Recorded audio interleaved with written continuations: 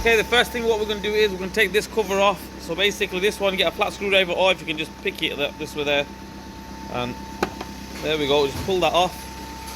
And then we've got some Torx there, Torx 30, one there and one there. Let's go ahead and take them two off. Take the bottom one off here. And then hopefully that should come off. Okay, after we take this one off and this one off, Torx 25, all we do is we push it towards the outer of the car. Okay, so push it this way, like that. Boom, there we have it. Okay, the next bit is, I would say, absolutely dead easy.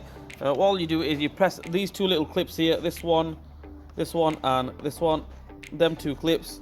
Just push them down, push them inwards, that is, and then that just lifts off. Boom, there we go, happy days. You can change all the bulbs if you want, indicator bulb, side light bulb, whatever you want.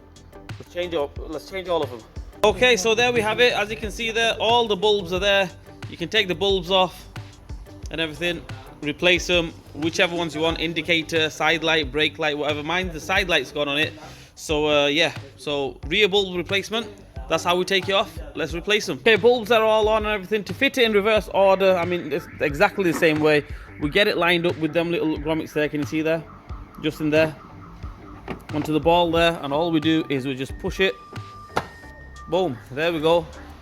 Get them two Torx back on, Torx 25. Get them back on, and that's about it.